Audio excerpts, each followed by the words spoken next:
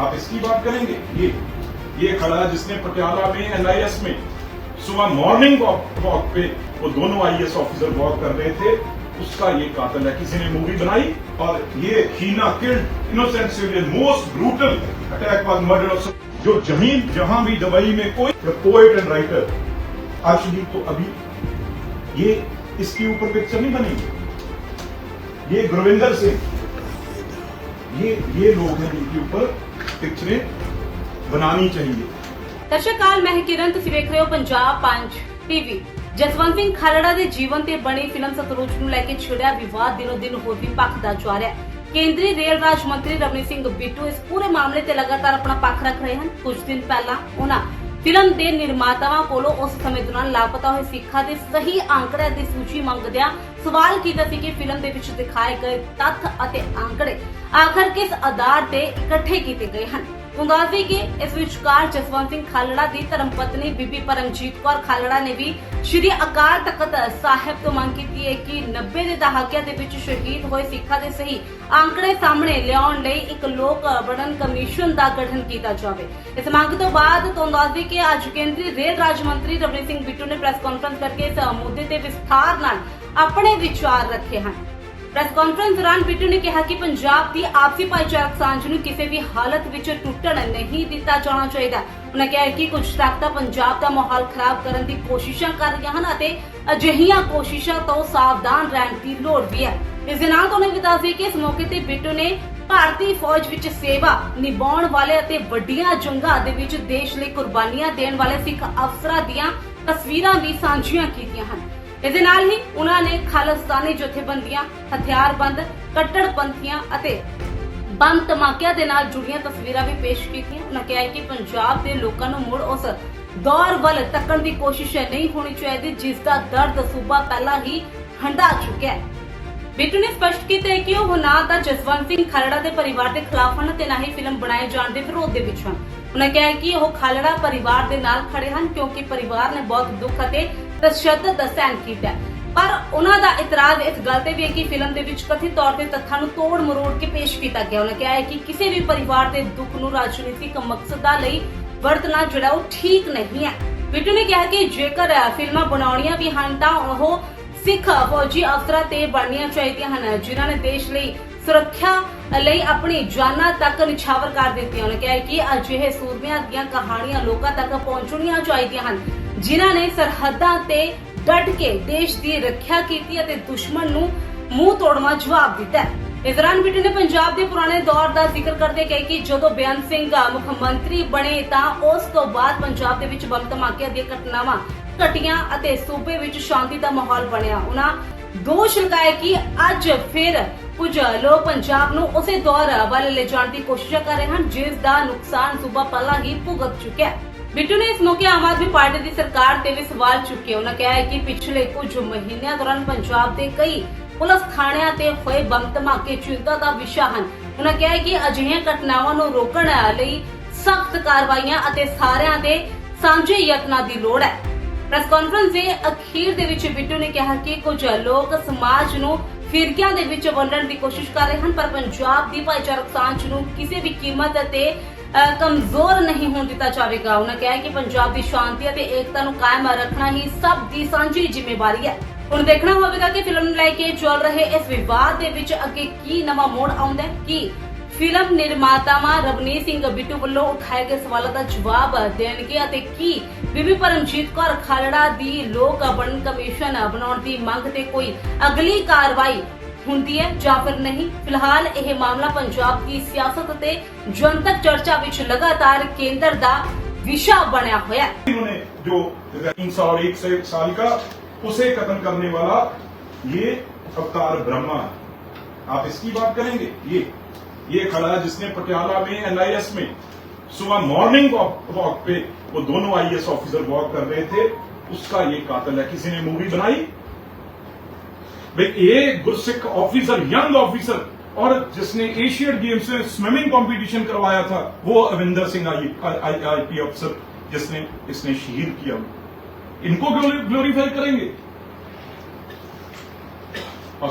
और ये हीना killed innocent civilian, most brutal attack was murder of जो जहां भी दुबई में कोई पोएट एंड राइटर एक्चुअली, तो अभी ये इसके ऊपर पिक्चर नहीं बनेगी। ये गुरविंदर सिंह, ये लोग हैं जिनके ऊपर पिक्चरें बनानी चाहिए। ये दलजीत के रोल में कहीं फिट नहीं आएंगे, ये लोग फिट आएंगे। जिनको मैं एक बात मैं और स्पष्ट करना चाहता हूं, जो पिक्चर के लिए किसी को कोई ऑब्जेक्शन नहीं है। जसवंत सिंह खालड़ा जी जैसे और लोग, सिमरनजीत सिंह मान, हमेशा वो बात करते रहे हैं और उनको कोई किसी ने रोका। जसवंत सिंह जी वो तो सिर्फ इसको किसने जोड़ दिया, जसवंत सिंह खालड़ा, वो तो जो भी वहां पे टेररिज्म के दौरान जिसकी भी मौत हुई, वो एक आग ऐसी थी, चाहे उस क्रिमेशन ग्राउंड में जहां वो सिवे थे, उसमें तो हिंदू भी जो बसों से उतार के मार दिए जाते थे हिंदू, उनकी बॉडीज भी तो थी। बिहार यूपी में जब जो काम करने वाले, उनकी बॉडी कहां जाती थी, वहीं क्रिमेट होती थी। तो जो पुलिस वाले मारे जाते थे वहीं बॉडीज क्रिमेट होती थी। तो खालड़ा साहब ने तो उस बॉडीज का बात किया, उन्होंने कभी उसको ऐसे ये बात नहीं कही भी ये किसकी बॉडी है। तो जो पिक्चर की बात है, और मैं खालड़ा साहब के धर्मपत्नी जो हमारे रिस्पेक्टेड धर्म, उन्होंने बात की है आज, उन्होंने सब कुछ लिखा है। अभी 84 में कांग्रेस ने क्या करवाया, अकाली दल ने क्या किया, कौन कौन से अफसर लगाए, आज उनका ट्वीट पढ़िए, उन्होंने बात की है। आज आप उनकी आम आदमी पार्टी जो डीएसपी थे वो कहां चले गए, उनके बारे में उन्होंने लिखा है। तो बाकी एक मैं आपके सामने और एक आज विनती करने आया हूं, बिल्कुल भी हमारा किसी का कोई भी मकसद किसी चीज का, मेरा ना मेरी पार्टी का, पर मैं तो अपनी बात करने आया हूं, बिल्कुल कोई मकसद नहीं है। हर जो भी सिख धर्म सेवा सर्वत दा भला इंसानियत बराबरी दा संदेश दिंदी, ये है सिखों का संदेश। यहां पे हिंदू सिख की कोई बात ही कैसे आ सकती है। और एक जो बात की है, कल 14 तारीख को हमारे अकाल तख्त साहब के जथेदार, जिनको हम सब मानते हैं, वो कल अरदास करने वो जा रहे हैं और उस नदी जहां उस दरिया पे जा रहे हैं जहां पर खालड़ा साहब की बात की जा रही है बॉडी की।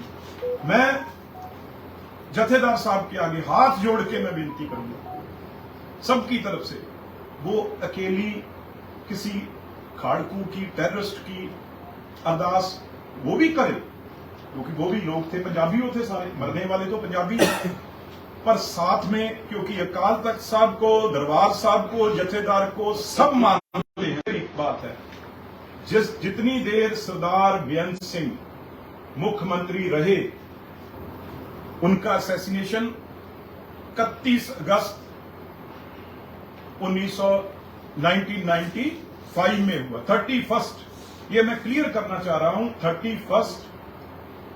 और खालड़ा साहब, उनको जो बताया गया है, जो कहा गया है सुप्रीम कोर्ट तक, उनकी उठाने का काम 6 सितंबर को हुआ। तो उस टाइम कांग्रेस का कौन सा मुख्यमंत्री था, ये देखने की जरूरत है। उस टाइम कांग्रेस का कौन प्राइम मिनिस्टर था, ये देखने की जरूरत है। और उनको शहीद किया गया, मारा गया, वो अक्टूबर के महीने में मारा गया। उस टाइम सरदार बेअंत सिंह जी दुनिया में नहीं थे, वो 31 तारीख को चले गए थे। और ना कोई एविडेंस है आज तक, ना किसी ने कहा है उस टेन्योर में 92 से लेके फरवरी 95 में not even a one single FIR उनके खिलाफ खालड़ा साहब के नहीं थी। और इनफैक्ट मैं ये कहूंगा, खालड़ा साहब बाहर चले गए थे, विदेश रहने, इंग्लैंड लंदन चले गए थे। वो वापस तब आए जब 92 में एक इलेक्टेड गवर्नमेंट बन गई, क्योंकि पहले गवर्नरी रूल में जो हो रहा था, मैं आपको एक कागज भी दूंगा, जो बम ब्लास्ट होते थे पंजाब में 80s और बिफोर 92 कितने हुए और 92 के बाद कितने हुए, ये आपके सामने, ये पार्लियामेंट में होम मिनिस्ट्री के राकेश कुमार जी जो जॉइंट सेक्रेटरी थे, उनका जो आंसर आया हुआ है। और एक भी उससे पहले खालरा साहब के अगेंस्ट कभी उनको पुलिस स्टेशन नहीं बुलाया गया। जब मेरे ग्रैंडफादर चीफ मिनिस्टर थे, उनको एक बार कोई उनकी एफआईआर नहीं है। ये जो हुआ 31 अगस्त के बाद हुआ, उस टाइम कौन था, इसके पीछे भी जाना चाहिए। प्रोपेगेंडा उसमें, क्योंकि पिक्चर में आप कह रहे हो पिक्चर की कोई प्रॉब्लम नहीं, खालरा साहब ने जान दी है। और मेरे ग्रैंडफादर जब 92 में सीएम बने, उस टाइम खालरा साहब वापस आए इंग्लैंड से, और बार बार वो कनाडा, इंग्लैंड, अमेरिका जाते रहे।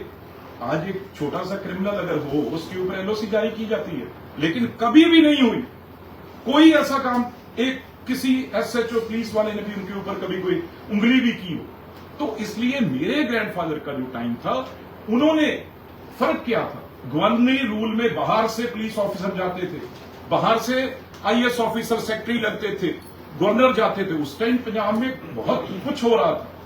लेकिन जब 1992 में बेअंत सिंह आ गए, उन्होंने सारी ताकत, पंचायत इलेक्शन कराई, सरपंच बने, पंच बने, उनके इलेक्शन, उनकी सरकार के दौरान कॉरपोरेशन बनी, एमसी कमेटीज बनी, और सारी ताकत है जो वो लोगों के पास चली गई। वो तो पंजाबी थे जो सरपंच बने, जो पिछले 12 साल से नहीं बन रहे थे, जो काउंसलर थे वो नहीं बन रहे थे। वो सारी ताकत जो थी उनके हाथ में चलेगी, और जब उनके हाथ में चलेगी, पीस आ गई, शांति आ गई। जो इंदिरा गांधी जी, राजीव गांधी जी के टाइम पे जो गवर्नरी रूल था, उस दौरान बहुत चीजें हुई हैं, उसका कांग्रेस पार्टी जवाब देगी। वो क्या क्या हुआ, क्या क्या खालरा साहब, और मैं कोशिश करूंगा, क्योंकि बाकी सब गिद्धों की तरह हमें नोच रहे हैं। ये पीड़ा हमें पता है, जहां खालरा साहब को पता है, जब पंजाब के लोगों ने, जिसने वो दर्द झेला है, उनको पता है। अर्जुन सिंह जी थे लुधियाना के, जब टेररिस्ट एक हिंदू को मारने लगे तो उन्होंने कहा बिल्कुल नहीं, पहले मुझे मारना पड़ेगा। उन्होंने कहा पीछे हट जाओ, गोली मारने हुए थे, मारो। और अर्जुन सिंह जी जब गोली मारने लगे हिंदू के ऊपर, तो हिंदू के ऊपर उसने उसको कवर कर लिया। पहले टेररिस्टों को अर्जुन सिंह को मारना पड़ा, एक सिख को मारना पड़ा, बाद में हिंदू के गोली लगी।